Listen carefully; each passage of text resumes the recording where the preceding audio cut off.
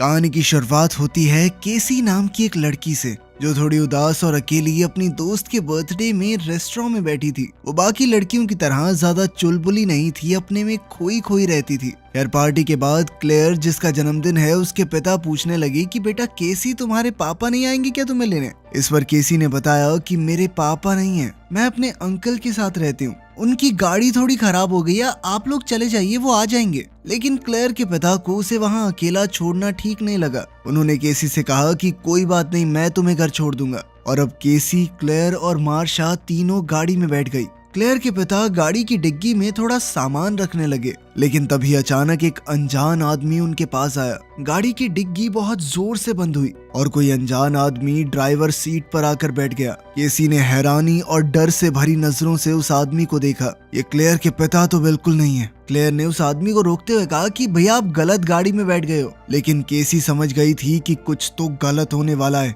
उस आदमी ने खुद मास्क पहना और क्लेयर और मार्शा के मुंह पर कुछ स्प्रे कर दिया। पीछे बैठी दोनों लड़कियां बेहोश हो गई। केसी ने बड़ी धीरे धीरे दरवाजा खोलने की कोशिश की, लेकिन तभी उस आदमी ने केसी को भी बेहोश कर दिया। जब केसी को होश आया तो वो एक ऐसे कमरे में थी जहां बहुत कम रोशनी थी। क्लेयर और मार्शा ने डरते हुए जैसे तैसे खुद को संभाल रखा था। चश्मे पहने हुए उनका किडनैपर अंदर आया और उसने मार्शा की तरफ देखते हुए कहा कि मैं तुम्हें चुनता हूँ, और वो तुरंत उसे खींचकर अपने साथ ले जाने लगा। मौका देखकर केसी ने मार्शा के कान में कहा कि सुसु कर देना, सुसु। और फिर कुछ ही मिनटों में वो आदमी मार्शा को रोते हुए वहां अंदर छोड़ गया। वो बहुत गुस्से में लग रहा था और उसने दरवाजा फट से बंद कर दिया। मार्शा ने केसी और क्लेयर को बताया, इस आदमी का नाम शायद डेनिस है, इसने मुझे वहां ले जाकर कपड़े उतार कर नाचने को कहा, लेकिन जैसे ही मैंने सुसु कर दिया तो वो मुझे वापस छोड़ गया। इस पर केसी ने बताया कि मैंने देख लिया था, इस आदमी को ओसीडी है, धूल, गंदगी, जर्म्स ये सब सहन नहीं होता ऐसे लोगों से। सफाई की गंदी आदत होती है इन्हें। जब तुम्हारी गाड़ी में बैठा था, हमें किडनैप करने आया था, लेकिन फिर भी चीजें साफ कर रहा था, आदत है ना। क्लेयर बाकी दोनों लड़कियों को संभालते हुए कहने लगी कि डरो मत, सब ठीक हो जाएगा, हम मिलकर उसका मुकाबला करेंगे। वहाँ टीवी की स्क्रीन पर 3 लड़कियों के गायब होने की खबर चल रही थी। एक बूढ़ी साइकाइट्रिस्ट डॉक्टर कैरन अपने कंप्यूटर पर काम कर रही थी। उसने देखा कि बैरी नाम के एक मरीज ने अपॉइंटमेंट बुक की है। वहीं दूसरी ओर क्लेयर प्लान बना रही थी कि अगर वो किडनैपर आएगा तो हम तीनों मिलकर उस पर हमला कर देंगे। लेकिन केसी ने कहा कि उसने इतने प्यार से उठा लिया था मार्शा को, बहुत ताकतवर है वो हम तीनों से। केसी ने कहा कि मुझे थोड़ा और वक्त चाहिए उसे समझने के लिए, क्योंकि अभी तक वो समझ नहीं पाई कि ये आदमी चाहता क्या है। केसी ने कहा कि मैं पक्का तुम्हारी मदद करूंगी, लेकिन पहले मुझे चीजों को देखने दो। अब डॉक्टर कैरन के क्लिनिक में एक आदमी टोपी और खुला सा कोट पहन कर आया और नॉक करके अंदर आ गया। ये आदमी बैरी है, लेकिन दिखता बिल्कुल डेनिस की तरह है, लेकिन इसकी पर्सनालिटी बहुत ज्यादा अलग है। यह डॉक्टर कैरन पहले से जानती है कि इस आदमी के शरीर में बहुत सारी पर्सनालिटीज हैं। कुल मिलाकर 23 लोग रहते हैं इस आदमी के दिमाग में। कैरन को शक हो रहा था कि ये बैरी नहीं, कोई और पर्सनालिटी है, क्योंकि वो चीजों को सही जगह पर रख रहा था। ये हरकतें तो डेनिस की हैं। खैर लड़कियां अभी भी उस बंद कमरे के दरवाजे से झांकने की कोशिश कर रही थी। उन्होंने देखा कि शायद किडनैपर के साथ कोई औरत भी है। ये औरत डेनिस से बात कर रही थी, जो लड़कियों के हिसाब से किडनैपर का नाम है। अचानक से वो औरत दरवाजे के पास आई और उसने कमरे का दरवाजा खोला। लड़कियों ने देखा कि ये कोई और नहीं बल्कि वही आदमी है। उसने बस लड़कियों के कपड़े और हील पहनी हुई थी। ये देखकर वो लड़कियां हक्की बक्की रह गई। वो सोच में पड़ गई कि उनका किडनैपर औरत के कपड़ों में क्यों है। मैंने डेनिस से बात की है, वो तुम्हें परेशान नहीं करेगा। और फिर वो वहां से दरवाजा बंद करके चली गई। उस बिना खिड़की के कमरे में मार्सिया और क्लेयर एक दूसरे से बात करने लगे कि पागल है ये आदमी, खुद से ही बातें किए जा रहा है, ये हमें मार देगा, छोड़ेगा नहीं। तभी कुछ देर बाद उनका किडनैपर डेनिस कमरे में एक बाल्टी के साथ आया। वो गुस्से से बड़बड़ा रहा था कि बाथरूम इतना गंदा क्यों है। उसने लड़कियों को सफाई का सामान देकर कहा कि इसे साफ रखा करो, ठीक है। उसने साथ ही ये भी कहा कि मैंने पेट्रिसिया से वादा किया है, मैं तुम्हें छूऊंगा तक नहीं, ठीक है। वैसे भी तुम लोगों को खाने के लिए वो आने वाला है। और अब वो लड़कियों को इस परेशानी में छोड़ गया कि आखिर हमें किस चीज का सामना करना पड़ेगा। उसी रात क्लेयर और मार्सिया ने केसी को जगाया और दरवाजे की तरफ इशारा किया। वो किडनैपर अब एक पीली बारिश से बचने की जैकेट पहनकर दरवाजा खोलकर सामने बैठा हुआ था। वो बहुत खुश नजर आ रहा था। इस आदमी के दिमाग में 9 साल के एक बच्चे की भी पर्सनैलिटी है, जिसका नाम है हेडविग। वो बार बार एक ही बात बोल रहा था कि कोई आने वाला है, वो तुम्हें अच्छा नहीं लगेगा, इस बार लड़कियां समझ गई कि ये किडनैपर नाटक नहीं कर रहा, शायद उसे सच में मल्टीपल पर्सनालिटी डिसऑर्डर है। लड़कियों को महसूस हुआ कि ये रूप थोड़ा भोला है और शायद आसानी से उनकी बातों में आ जाए। उन्होंने उससे सवाल पूछना शुरू किया ताकि कुछ पता चल सके। केसी ने हेडविग को कहा, इधर आओ, तुम्हें एक सीक्रेट बात बताऊंगी। केसी ने हेडविग से कहा कि वो हमारे लिए नहीं, तुम्हारे लिए आ रहा है। मैंने पेट्रिसिया और डेनिस को बात करते हुए सुना था कि उन्हें इस बार एक लड़का चाहिए 9 साल का। ये सुनकर हेडविग थोड़ा डर गया। वो बार बार बोलने लगा कि तुम झूठ बोल रही हो, लेकिन केसी ने कहा कि हम तीनों तुम्हारी मदद कर सकती हैं उससे लड़ने में, हमें बस यहाँ से बाहर ले चलो। लेकिन हेडविग को अभी भी शक हो रहा था। वो जल्दी से दरवाजे की तरफ भागा और उसने दरवाजा बाहर से बंद कर दिया। केसी ने दरवाजे के गैप से देखा कि हेडविग भागता हुआ गया था। उसने दूसरा दरवाजा भी बड़ी हड़बड़ी में खोला। अब लड़कियां इस सोच में पड़ गई कि जरूर इस कमरे से निकलने का कोई रास्ता तो होगा। अब वो पूरे कमरे की दीवारों को थपथपा कर देखने लगी। तभी क्लेयर को शक हुआ कि शायद छत की दीवार खोखली हो सकती है और उसने उल्टा लटक कर अपनी हील से उसे फाड़ दिया। तभी हेडविग अचानक से कमरे में वापस आने की जिद करने लगा। क्लेयर ने जल्दी से छत से ग्रिल हटाई, जबकि मार्शा और केसी दरवाजे को पकड़े हुए थे। लेकिन वहीं हेडविग दरवाजा खटखटाते हुए डेनिस में बदल गया। डेनिस के अंदर हेडविग से ज्यादा जोर था और उसने दम लगाकर दरवाजे को खोल दिया। क्लेयर छत पर चढ़कर ये देख रही थी कि सीलिंग से वो रास्ता कहां पर जाता है, पर तभी डेनिस चिल्लाता हुआ उसका पीछा करने लगा। क्लेयर जल्दी से खाली लॉकर में छुप गई, लेकिन डेनिस ने उसे ढूंढ लिया। अब उसने क्लेयर को पकड़कर एक अलग कमरे में बंद कर दिया और साथ ही उसे अपने कपड़े उतारने को कहा। फिर वो मार्शा और केसी के कमरे में गया और सीलिंग को ठीक कर दिया। उसने धमकी दी कि अब क्लेयर तुम दोनों से दूर अलग कमरे में बंद रहेगी। उसने इन दोनों को भी कूड़ा उठाने के लिए कहा कि साफ सफाई रखा करो यहाँ पे। वहीं डॉक्टर कैरन अपने कुछ साथियों के साथ कंप्यूटर पर मीटिंग कर रही थी। वो सभी लोग डिसोसिएटिव आइडेंटिटी डिसऑर्डर के बारे में बातचीत कर रहे थे। डॉक्टर ने बताया कि इस तरह के इंसान के दिमाग में अलग अलग जगहें बन जाती हैं। हर एक पर्सनालिटी का अलग दिमाग होता है और यहाँ तक कि अलग ताकत भी। कॉन्फ्रेंस के बाद बैरी डॉक्टर कैरन से मिलने आया, लेकिन अब तक कैरन पहचान गई थी कि ये बैरी नहीं बल्कि डेनिस है। लेकिन बैरी ने साफ मना कर दिया कि पेट्रिसिया और डेनिस को बाहर आने की इजाजत नहीं है। कैरन बार बार सच जानने की कोशिश कर रही थी और बैरी को इस बात से बहुत चिढ़ मच रही थी। जब उसने बैरी को बाहर निकलते हुए सीसीटीवी में देखा तो कैरन समझ गई कि उसका शक बिल्कुल सही है। डेनिस या पेट्रिसिया में से कोई एक पर्सनालिटी बैरी के रूप में उससे मिलने आई थी। उधर कमरे में मार्सिया कहने लगी कि इससे पहले कुछ हो जाए हमें यहाँ से बाहर निकलने का रास्ता ढूंढना होगा। खैर जल्द ही उनका किडनैपर पेट्रिसिया के रूप में मार्सिया और केसी के कमरे में आया। उसने इन दोनों को तैयार किया और खाना खिलाया।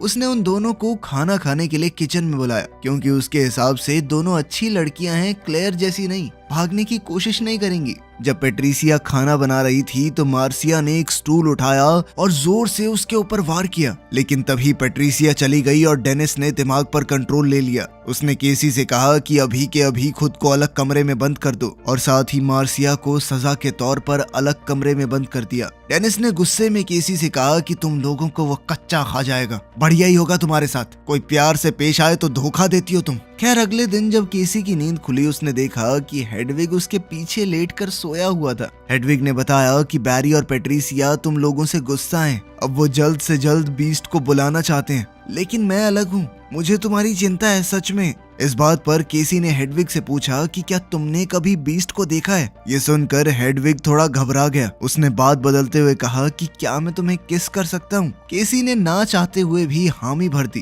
क्योंकि वो हेडविग के भोलेपन का फायदा उठाकर वहाँ से निकलना चाहती थी। इसके बाद उसने हेडविग से कहा कि तुम तो बहुत अच्छा किस करते हो। फिर उसने हेडविग से कहा कि हम दोनों को तुम्हारे कमरे में जाके डांस करना चाहिए, है ना, गाने सुनते हुए। लेकिन हेडविग ने कहा कि मुझे यहाँ से जाना होगा, क्योंकि बैरी नाम की एक पर्सनालिटी की मीटिंग है डॉक्टर कैरन के साथ। इस सेशन के दौरान डॉक्टर कैरन ने सीधे तौर पर कहा कि मैं बैरी नहीं डेनिस से बात कर रही हूँ। सही कह रही हूँ ना मैं। डॉक्टर कैरन ने डेनिस की बेइज्जती की, कहा कि तुम एक नंबर के बेकार इंसान हो, लड़कियों से कपड़े उतरवा कर डांस करवाना पसंद है तुम्हें। छी, कितनी गंदी हरकत है। सामने बैठा डेनिस अभी भी उसकी बात को मानने को तैयार नहीं था, लेकिन फिर कैरन कहने लगी कि अगर ऐसा करोगे ना तो बाकी 22 पर्सनालिटीज मिलकर तुम्हें खत्म कर देंगी। इस पर डेनिस ने सीधे तौर पर कहा कि मुझे और पेट्रिसिया को छोड़कर बाकी 22 पर्सनालिटीज एकदम बेकार हैं और मैं बेचारे कमजोर केविन को बचाने के लिए ही बाहर आया हूँ, वरना दुनिया उसे रौंद कर चली जाएगी। केविन दरअसल इस आदमी का असली नाम है। अब कैरन ने कोशिश की कि वो किसी तरह डेनिस से निकलवा सके कि आखिर ये बीस्ट का क्या चक्कर है, लेकिन डेनिस ने कोई खास जवाब नहीं दिया।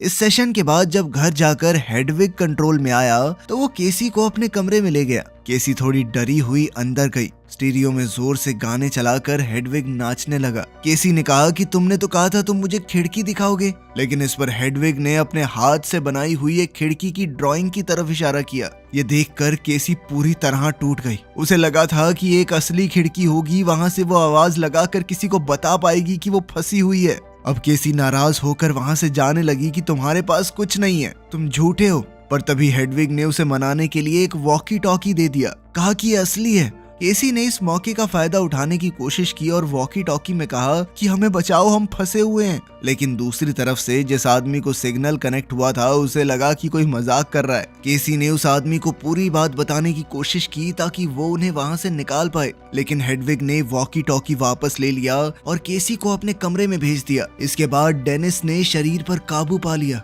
उसने केसी से कहा कि एक बार रात खत्म हो गई तो दानव खुश हो जाएगा। उसने केसी से कहा कि जल्द ही बीस्ट जागने वाला है और तुम सब लड़कियां उसका खाना बनोगी। अब केसी को अपने बचपन की एक झलक याद आई। वो अपने घर के पास वाले जंगल में घूम रही थी जब उसके अंकल जॉन एक बड़े से पत्थर के पीछे छुपे हुए थे। उन्होंने केसी को अपने पास बुलाया। केसी इस वक्त जंगल में अकेली थी, बिना अपने पिता के। अंकल जॉन बिना कपड़ों के था। उसने केसी से कहा कि अपने कपड़े उतार दो, हम दोनों गेम खेलेंगे, हम दोनों जानवरों की तरह घूमेंगे यहाँ पर। दरअसल ये अंकल केसी के साथ गलत काम करता था। जब अंकल जॉन कपड़े पहनकर ऊपर आया तो केसी ने बंदूक उसकी तरफ तान दी, लेकिन जॉन ने एकदम से बच्ची से बंदूक छीन ली। बचपन से उसके अंकल ने कई बार केसी के साथ गलत किया था। इसी वजह से केसी गुमसुम सी रहती थी, बाकी लड़कियों की तरह हंसती खेलती नहीं थी।